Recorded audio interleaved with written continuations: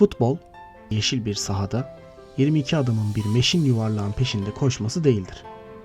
Futbol, umudun bittiği yerde başlar. İmkansızın sınırlarını zorlar ve sadece bazen mantığa diz çöktürür. 2017 yılının baharında dünya futbolu daha önce hiç görmediği bir kırılmaya tanıklık edecekti.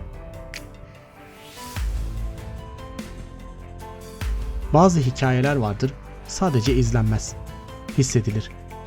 Eğer sen de bu hikayeleri sonuna kadar yaşayanlardansan burada kalmaya devam et. Ve bu yolculuğun bir parçası olmak için abone olup videoyu beğenmeyi unutma. Çünkü birazdan izleyeceğin şey mantığın sınırlarını zorlayacak.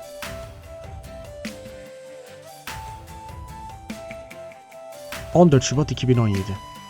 Yer Paris. Hava buz gibiydi. Ama Parc des Princes Barcelona için cehennemin kapıları aralanmıştı. Barcelona sahaya her zamanki gibi o durdurulamaz edasıyla çıkmıştı. Ancak daha ilk dakikada bir şeylerin yanlış olduğunu hissettiler. Paris Saint-Germain sadece futbol değil, Barcelona'nın genetiğiyle oynuyordu. Verratti ve Rabiot orta sahayı bir mayın tarlasına çevirmiş, pas yollarını birer birer tıkamıştı. Barcelona topa sahipti ama ruhuna değildi. Di Maria topun başına geçtiğinde sanki Paris'in tüm ayazı Barcelonalı futbolcuların iliklerine işledi. O top barajın üzerinden süzülürken sadece bir gol olmadı.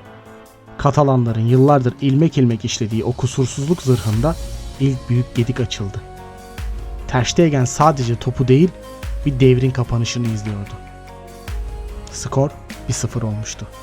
Bu bir skor üstünlüğü değildi. Bu bir aşağılanmaydı.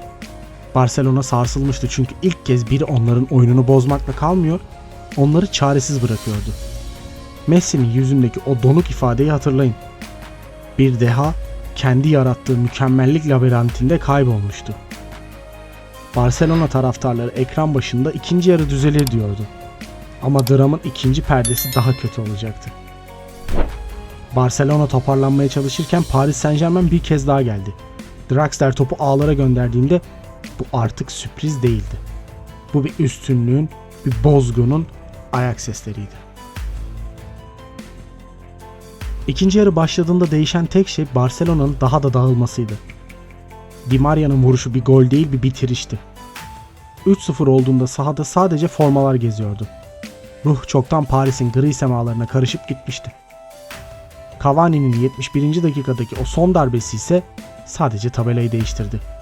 Asıl yıkım futbolcuların gözlerindeki o ferin sönmesiydi. Maç bittiğinde tarih kitapları çoktan yazılmıştı. Şampiyonlar Ligi tarihinde ilk maçta 4-0 yenilip turu geçen daha önce hiçbir takım olmamıştı. Bu bir fizik kuralı gibi netti. İmkansızdı. Medya, Barcelona devri kapandı manşetlerini hazırladı. Parisli oyuncular kutlamalara şampanyalarla başladı.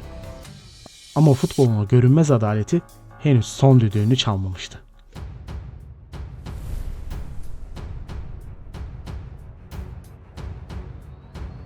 ...8 Mart 2017. Bu sefer yer Barcelona. Şehir sanki büyük bir cenaze törenine hazırlanıyor gibiydi. Ama stat çevresindeki o sessiz kalabalığın içinde bir şey vardı. Bir öfke mi yoksa bir delilik mi? Kimse bilmiyordu. Luis Enrique maçtan önceki basın toplantısında tarihi geçecek o cümleyi fısıldadı. Eğer onlar bize 4 gol atabiliyorsa biz onlara 6 gol atabiliriz. Dünya güldü. Mantık güldü. Matematik güldü. Ama Camp Nou'daki 100.000 kişi gülmüyordu. Maç başladığında atmosfer o kadar yoğundu ki sahada oksijen yerine inanç soluyorlardı. Daha 3. dakika. Suarez'in o kaostan çıkardığı gol tribünlerdeki umuda verilen ilk nefesti. Bir ses, bir kıvılcım. Hala buradayız dediler. Kurzavá'nın kendi kalesine attığı gol ise bir hatadan fazlasıydı. Paris'in o görkemli özgüveninde açılan ilk duygusal çatlaktı. İkinci yarı başladığında statta artık mantık yoktu. Sadece kolektif bir cinnet hali vardı. Messi penaltı noktasına geldiğinde kaderi belirleyeceğini biliyordu. Top ağlarla buluştuğunda imkansız artık o kadar da uzak gözükmüyordu. Ta ki o ana kadar. Futbol en umutlu olduğunuz anda size en ağır darbeyi vurmayı sever. 62. dakikada Edinson Cavani bir kez daha sahneye çıktı. Topu ağların tavanına o kadar sert astı ki o ses tüm stadyumda yankılandı. Nou Camp bir saniyede dünyanın en kalabalık mezarlığına dönüştü. O ses sadece bir file sesi değildi. O 100.000 kişinin aynı anda iç çekişi, milyonlarca kalbin umut damarlarının kesilişiydi. Deplasman golü kuralı masadaydı ve Barcelona'nın artık 3 gole daha ihtiyacı vardı. İnsanlar koltuklarına değil, çaresizliğe gömülmüştü. Herkesin zihninde aynı cümle yankılanıyordu. Buraya kadarmış.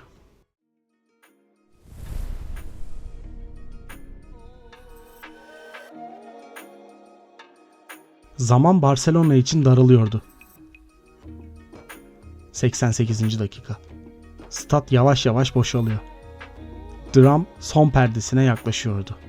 Ama Neymar o gece sanki başka bir evrenden emir almış gibiydi. Neymar'ın serbest vuruşu sadece kaleye değil, imkansızın tam kalbine gitti. O gol bir sevinç yaratmadı.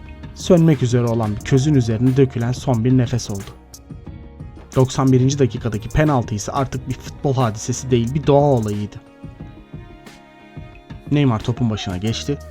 Stat yerinden oynuyor ama hala bir eksik vardı. 90+5. Zaman durdu. Mantık stadı çoktan terk etmişti. Neymar topu havalandırdı. Tüm Paris savunması bir heykel gibi donup kalmıştı. Ve Sergio Roberto. O dokunuş. Futbolun matematiğini yırttı attı. O an Nou Camp artık bir stadyum değil, bir patlama noktasıydı. Gözyaşları, çığlıklar ve diz çöken devler. İmkansız diz çökmüştü. Bu bir geri dönüş değildi. Bu paranın ve gücün vazgeçmeyen bir ruhun karşısında nasıl darmadağın olduğunun kanıtıydı. Paris o gece maddiyatı temsil etti. Barcelona ise son saniyeye kadar çarpan bir kalbi. Yorumlarda o gece hissettiklerinizi anlatın. Dramın ve futbolun karanlık dehlizlerinde kalmak için Drampion Sports'a abone olmayı unutmayın. Top çizgiyi geçmeden hikaye asla bitmez. Ve belki de bu hikayeyi en iyi anlatan söz yıllar önce Cruyff tarafından söylenmişti. Ben hiç para dolu bir çantanın gol attığını görmedim.